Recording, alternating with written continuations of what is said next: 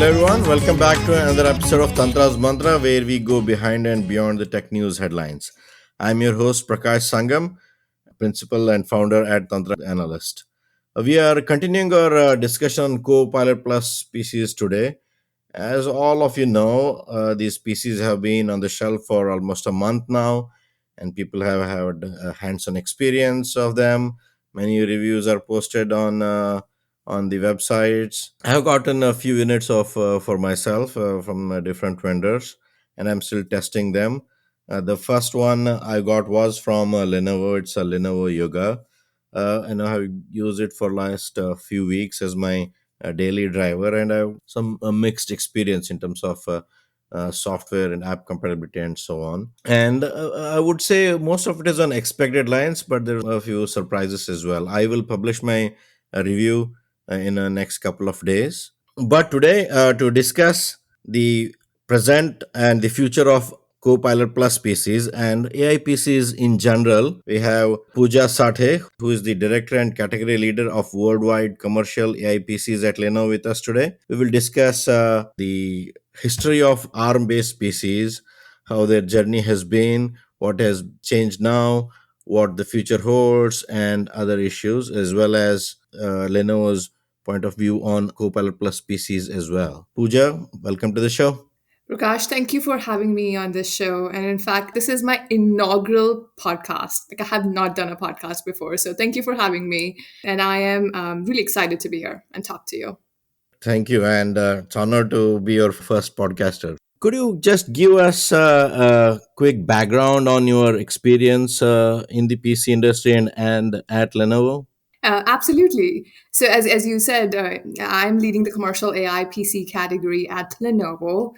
This is a newly created team, as you would imagine, Mm-hmm. with all this AI work streams going on in the industry. Mm-hmm. I completed 12-year milestone this June with Lenovo, Oh, right? So I have been associated with many first product launches, and it has been unintentional. But I was part of the first desktop Tiny, if you remember the Tiny form factor that Lenovo launched first, uh-huh. and then the first P series workstation, which is a complete new redesign of the workstation class of devices, very modular. Uh-huh. And then recently, I was part of the first Windows on ARM commercial PC with ThinkPad X13s. And this year, the first Copilot Plus PC with the ThinkPad T14s. So a lot of first product launches. And I like to call myself an architect, really developing something from ground up. So a lot of learning, excitement, listening, working across teams internally and externally. But it has been a great journey so far. Indeed, and launching new tech category of products, I think that's quite some experience, right? And congratulations on launching the Copilot Plus PCs. I think this is the big one, right? Yeah, it's been like it's huge. A lot of good feedback so far. Very well. So on the feedback, as I mentioned earlier, it's been on the shelves for a month now. What has been the market response so far? Any information on how well these are selling and so on? So Lenovo launched two Copilot Plus PCs Mm-hmm. last month, Yep. and so one is the ThinkPad T14s, Mm-hmm. which is I'm part of that team, and then you talked about the Yoga Slim 7 that you've used and had hands-on experience with it. So both iconic, Mm-hmm. well-known brands in enterprise and consumer space, right? Yep. Yoga and ThinkPad, and both are powered by the Snapdragon X series. Mm-hmm. Um, and if you think about it, and I've seen I've heard your podcast where you talked about really the key pillars of these Copilot Plus PCs, and it's really the best in class performance, the Mm-hmm. battery life, right, and really built for AI Mm-hmm. with 45 TOPS NPU. Yep. So huge excitement in market, right? Our channel partners, our retailers definitely stocking up. Mm-hmm. Our enterprise customers, as expected, they're requesting devices for testing and evaluation, and that's how the enterprise cycle is. They want to test the device first before they deploy it. Of So course. we have a huge seed program for them. Mm-hmm. So without again, it's too early. Without delving into the numbers, the response has been fantastic, really, really positive so far from the market. Well, good to hear. Good to hear. So, taking a step back, right? When we are designing these PCs, right? Obviously a new category, a new with processor. I mean, not really new, but new kind of processor, and you're going big instead of just one model, test model that you had before. And more importantly, going with enterprise market, which is very crucial, and it has its own requirements and so on. So what are some of the design criteria that you are talking through with your customers, and internalizing and so on when we're designing these? So Prakash, we are constantly looking for customer feedback and their input Mm-hmm. as we create our product roadmap. And one of these platform for us, I'm not sure whether you know it or not, but it's our customer advisory forums that we hold Mm-hmm. many times a year across the geos. Mm-hmm. And again, you may be surprised, may not be surprised, but one of the top requirements coming out of these advisory forums was really around power efficiency. Uh-huh. It was really around the battery life, Yeah, of course. which is interesting. So it became like out of the top three priorities for customers, that full day battery life Mm-hmm. was a big ask. So we knew that it is really important for the customer, and that's why our partnership with Qualcomm. Mm-hmm. But it becomes more important, especially when you are running AI workloads on the PC, Uh-huh. right? Battery becomes much more important. Yeah. So that's why the introduction of NPU on the PCs.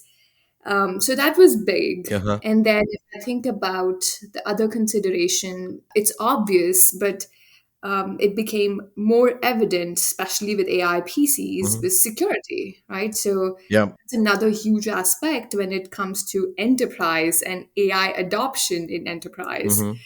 So while consumer folks would say thin and light design, beautiful screen, right? Mm-hmm.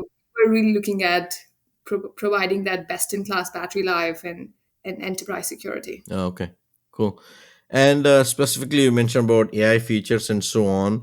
So, during those sessions before while you're designing, before making these, and now once these things are with customers, Mhm. what is that you're hearing on how many features, what features, Copilot Plus AI features that people are really using? Consumers on Yoga, but more importantly, I would think enterprises on ThinkPads. What specific features of these they are using? So when Microsoft announced these Copilot Plus PCs in May, Uh-huh. we started shipping our products last month. Uh-huh. So again, it's been a couple of weeks only. Yeah. Our enterprise customers are starting to get their hands on the devices. Uh-huh. We're also running some like external customer betas with some key customers. Um, Mm-hmm. who really want to be part of the early pre-production units also. So we are running gathering feedback from everywhere, Okay. and pretty much AI is very interesting. Uh-huh. And customers have tested the enhanced studio effects, and they have also looked at the live translations. Mm-hmm. These are some of the good features, in addition to if you use the M365 Copilot features, which is on cloud. Yeah. So really good feedback, but the feedback has been really around, honestly speaking, the performance curves and the battery life Uh-huh. and the sustainability, like the power efficiency gains definitely yields to sustainability also. So I don't see the Copilot plus PC category just AI Mm-hmm. PC, right? It's a category itself, and Microsoft called it, if I recall, the fastest, most performant PC category, right? Yeah. Yeah. So AI is definitely a big part of it, but it's not the only part of it. Oh, okay. Yeah, I mean, as I said, I've been using Yoga Slim 7X for a couple of weeks now. I think the hardware is top notch, no question about it, especially the display. I've used, AI features, some more than others. For example, studio effect, of course, is useful anytime you get on a camera, be it Teams Yeah. calls or, other calls and with friends on so on. I kind of used just for to test out co-creator and others. My feeling is these are not yet at a level where they become necessities, right? They are good to have, but not necessarily anybody goes and buys a PC for these features, right? On the contrary, I think battery life, as you mentioned, is stellar, right? I mean, you don't have to even think about whether I have enough battery life to last for the day, even after using it for a few hours. Yeah. And I think display and as consumer PC, of course, display is really bright and very colorful, and of course sleek and light, which is perfect. I Yeah. think my view is, since this is the back to school season, I think it's perfect for kids going back to school, be it high schools or the colleges, you know obviously at that price point, right? so Yeah. so yeah, I True. agree True. with you that I think still, Yeah. of course, the performance, battery, and display, and the form factor for consumers are key things, and enterprises, of course, same things, but more on the battery and security. Yeah, good to know.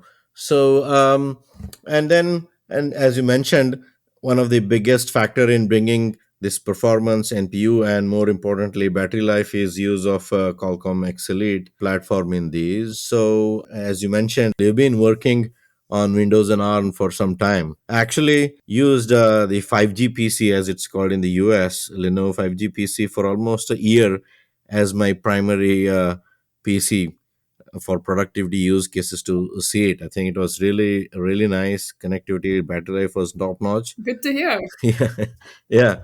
And the biggest issue, app compatibility, right? And it still it has significantly improved the situation that is, but still not a solved problem, right? Fully solved problem, I would say. So you're right. It has been a journey, and as I initially mentioned, that my team was responsible to launch the commercial Windows on ARM device with Yeah. the ThinkPad X13s. Mm-hmm. So it's not new for us. It has been a multi-year partnership with Yeah. Qualcomm and Microsoft, Mm-hmm. and as I said, we aim to solve the biggest pain point for our customer, which was battery life, right? Mm-hmm. So we launched on the consumer side, we launched the 5G PC, the Flex 5G, on Mm-hmm. commercial, the X30s. Yeah. We ran a lot of customer beta Mm-hmm. since it's a new architecture, and really massive testing across hundreds of customers. Mm-hmm. And what didn't work, right, if you think about it, of course, application compatibility Yeah. was a big challenge. Yeah. Um, it was not very mature Yeah. back in 2022. Um, and in fact, my team pretty Mm-hmm. much worked very closely with Microsoft and Qualcomm. Mm-hmm. And based on the customer testing that we were doing with the product, we created a list of top 100 Mm-hmm. critical applications, the enterprise Uh-huh. critical applications that's needed. And it was Yeah. really around security, Yeah. device management, you name it, productivity, collab, Yeah. VPN. Yeah. So we created a list of 100 applications and we said we need to solve the list of these top 100 enterprise applications, Mhm, right? And we worked closely with Qualcomm, Microsoft. We jumped on multiple ISV calls mhm, to talk about the business case, to talk about the value proposition of these devices. We started with 40 mhm. compatible applications in 2022. Uh-huh. Fast forward it to 2024, Yeah. we achieved all the 100 applications compatibility. Like all those 100 applications are compatible now and many, many more. So, of course, it's not 100% compatibility and you will still see issues here and there. Yeah. But I like to see the growth and I like to see where we started and where we are. And I definitely expect as a customer starts testing these devices, we would remove a lot of their hurdles around the applications, if not 100%, but very very close to 90-95% I see. I of the see. application should work. Yeah, and Chrome supporting on native, I think that was a big change, right? That That's a kind big of one, solved. yeah, Yeah. Yeah. yeah. Yeah. Okay. So yeah, this is a work which I'm really proud of that we did, and it's going to benefit pretty much all the OEMs. Yeah. But it's an important work to move the ecosystem. Absolutely. And I know one thing I find it still surprising is, especially from coming from a consumer side while testing yoga, there is no good source to find out whether a specific application may not be, top 100, Hmm. but the esoteric application that you might be using, whether it is supported or not, it basically Yeah.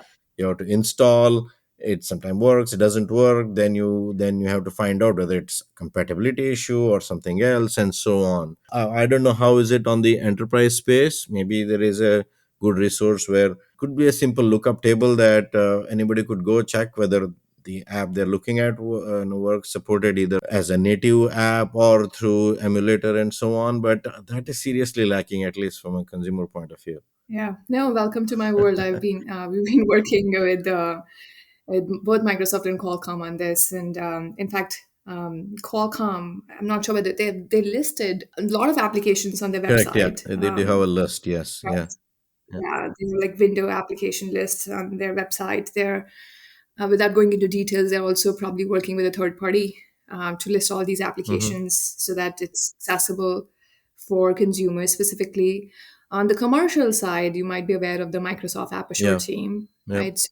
They work very closely with the commercial customers. We internally have a list of all these applications showing compatibility Mm-hmm. across all collaboration, productivity, device management, pretty much all the categories. Uh-huh. So internally for our Lenovo sellers. Yeah. But the App Assure team is a good place to start with for commercial customers. Yeah. They have a fast pass program, and they can really help the customers. But you're right. I think a third party or a place that houses all the applications would be super beneficial. And also, when you're using an app, you don't know whether it is running natively or through a emulation, right? Yeah. And that's been my pet peeve. But I would agree that for regular consumers, at least, doesn't matter as long as the app experience is good. It doesn't matter that is running in emulation or the native mode. But of course, the performance will always be better in native mode. Yeah, yeah. So sure, you've been testing the new emulator that Microsoft has. What has been your experience? We're seeing if you run the benchmarks, and I've seen the benchmarks Yeah. from Microsoft as well as our development teams, Hmm. we definitely are seeing up to 10-15% performance improvements, right? Okay. So that's huge, and it's competing really effectively with the native applications. So Uh, it's pretty good. I'm pleased with the performance improvements that we have seen. Okay, cool. So another one on the app compatibility. When I talk to CIOs and IT managers, I mean, they have had this experience before, so they're still, a little bit skeptical. And I'm sure, as you mentioned, they've got these pieces in their hands now and testing and so on. So, guys, doing anything specifically to allay those fears? I mean, yeah, top 100 applications is good, but if you're a CIO, buying thousands of pieces and giving it to all of your employees, you want to make sure all the applications that they am using, not just top Hmm. 100, be compatible. Otherwise there'll be long list of tickets that you or she'll be have to ready to address, right? So Yeah. specifically on the app compatibility, you like a tiger team to address this if things come up and so on. Yeah. What as an industry and as Lenovo, what you guys are doing to address that? We definitely learned that application compatibility is a huge challenge, and it needs to be addressed for enterprise customers. And Yeah. but let's be honest, there is no OS that has 100% compatibility, right? Hmm. But what we have to see is the focus and the growth overall on the ecosystem. And I feel like with the use case that these devices are bringing the market, we will see Hmm. the ecosystem move very fast. I think when it comes to enterprises, I think the right approach is to for enterprise to is to identify the personas that will benefit Hmm. from these Windows on Snapdragon Copilot Plus PCs. Hmm. So if it's really around the use cases around the portability or battery life, so think about the road warriors, the sellers who are always on the go, the sales team, right? Hmm. Or if it's really around the knowledge workers in a business unit, in a particular business unit, Hmm. um, the enterprise, the ITDMs would need to look at what are the applications that are required and critical for these personas Mm-hmm. versus looking at all the applications in my environment needs to work, Mm-hmm. right? So you have to look at, okay, this particular persona will benefit most from Windows on Snapdragon devices. Let's look at the apps that are required and critical, Mm-hmm. and let's make sure that is working. And if we look at that, the critical applications that for enterprise is what security applications, Yeah. right? That should work, and most of these enterprises are using multiple security applications, not one. Mm-hmm. The VPN, your device management, and of course your productivity applications Yeah. for that particular persona. Okay. So I think then it reduces the subset of applications that need to work. Okay. I think that's the right approach with the Windows on Snapdragon devices. And of course, if you start looking at the legacy Mm-hmm. applications, you will never get them working on the Windows on Snapdragon. They are legacy applications. They probably very few users are using those applications. So I think we have to change the way we are looking at how to deploy these devices in the environment, customer environment. Yeah, maybe start with as you mentioned, road warriors and others. Yeah. For them, battery life is more important than supporting a small application here and there efficiently, right? So maybe start with those. Yeah. Yeah, even some of the knowledge workers, right? The Copilot PC, Yeah. the biggest persona Microsoft identified is really Yeah. the knowledge creators, the knowledge creators, right, around in any business unit. So it's much broader, but I definitely see potential in the right fit, right? Okay. Cool. X Elite itself has been compared quite a lot in the reviews and benchmarks and so on with Apple Mac Yeah. and M3, even M4, and so on. Who do you consider your primary competitors? Is it other Windows PC OEMs or Apple? I mean, obviously, Microsoft had to make that point that now they are, competing neck to neck with Apple. But realistically, from a individual OEM perspective, how are you seeing the competitive landscape? Yeah. So our decision to launch the Windows on ARM devices was really around solving customer pain points Mm-hmm. and ultimately provide choice to them, Mm-hmm. right? And so if you think about it, 1 in 3 PC sold is Lenovo. Mm-hmm. So we still have two-thirds of the pie that doesn't buy Lenovo PC. Yeah. So if I have to pick the competition, pretty much everyone is our competition, right? Mm-hmm. So we're looking at the total addressable market, and it's going to be bigger in 24, 25, especially when the Windows 11 refresh cycle. Mm-hmm. As there is this replacement cycle after the COVID Yeah. peak buying, right, in Mm-hmm. 2020. Yeah. So the market is going to be big. So that means we want to give the customers the choice. Mm-hmm. And AI, like I think there was one study IDC released, which was like 3 in 4 ITDMs definitely consider AI one of the biggest buying criteria. Mm-hmm. So we want to be able to provide the best in class AI devices to our customers, right? Yeah. Cool. So it's really providing the choice to our customers, and everyone is our competition. Okay. And also, I mean, the way AI is going, everything that you do will have AI in it. So, if you're an IT manager, you want to make sure you future proof the pieces you're buying for next few years, right? So it Absolutely. makes sense that it has the best NPU. So, a quick on Windows ARM. So, it's been tried before, but it is much bigger, much different now. Specifically, what are the top three things you think Windows on ARM has it different this time and make it work and make it a success? Windows 11 is a big one, right? When Yeah. we launched the X13S in 2022, handful of customers were on Windows 11. So with Windows 10 end of service in 2025, Mm-hmm. what's favorable for ARM is customers are moving to Windows 11. Yeah. So that's one. Mm-hmm. I would say their application compatibility is improved significantly Mm-hmm. because they have a great value proposition, right? It's just aligned. The battery life, Mm-hmm. the performance, right? It's not Yeah.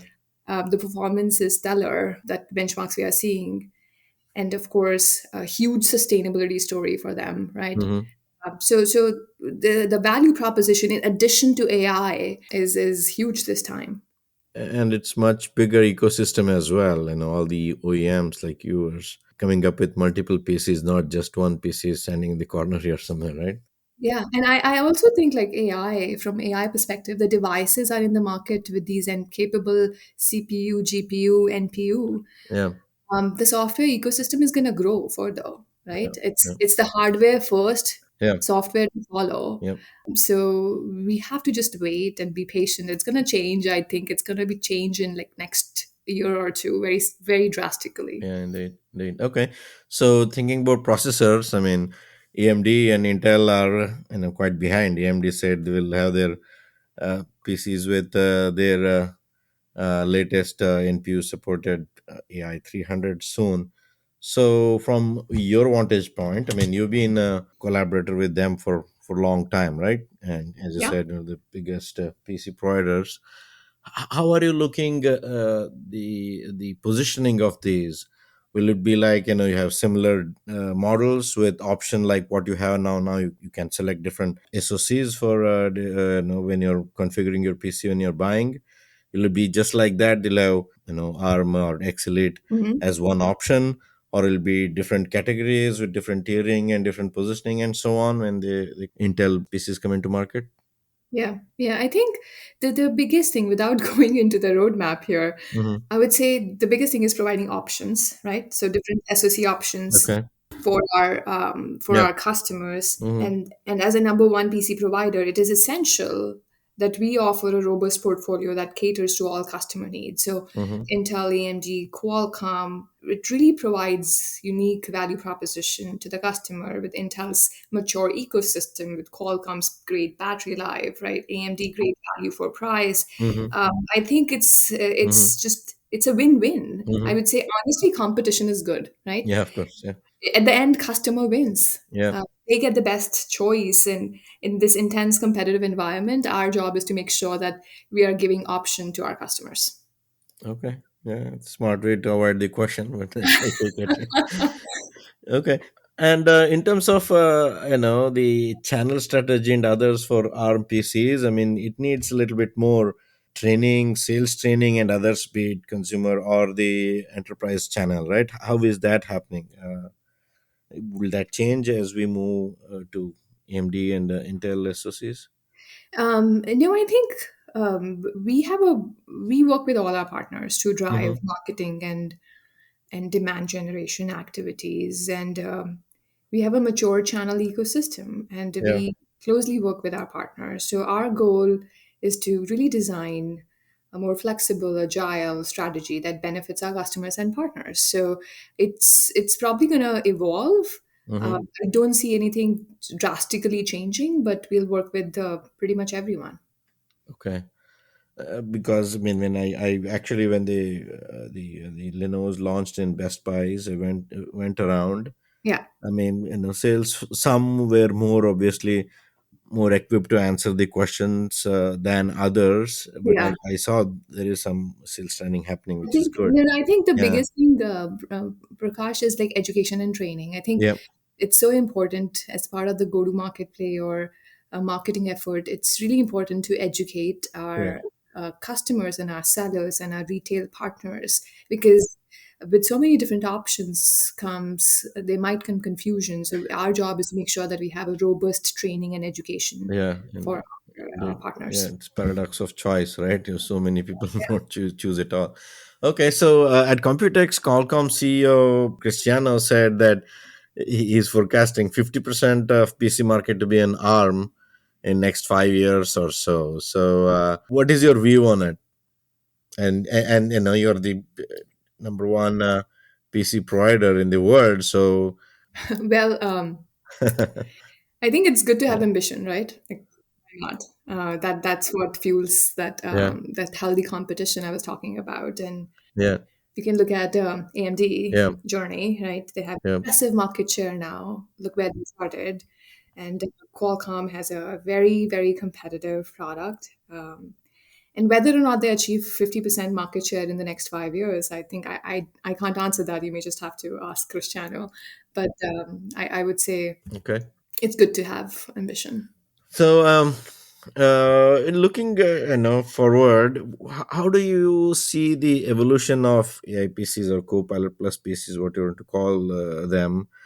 Do you see these will be a separate category in your portfolio, or going forward, every PC will have some sort of AI in it, so it becomes, across the board, not a differentiated category as such? How do you see when you're looking at your roadmap? Will there be non AI PCs or non Copilot Plus PCs as well, or all are like, different shades of gray, Yeah, if you will? it's interesting. It's an interesting question because I've heard that question a Mm-hmm. couple of times from our partners, right? Especially in this area, in this Yeah. phase of change, you Mm-hmm. would see mix of devices, PCs without NPU, PCs with NPU of 10, 15 tops, Yeah. PCs with NPU of 40 plus tops.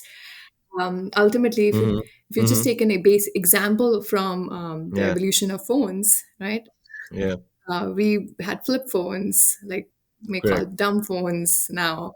Pretty much everything is smartphone, right? Mm-hmm. So I definitely expect in the next few years, Yeah.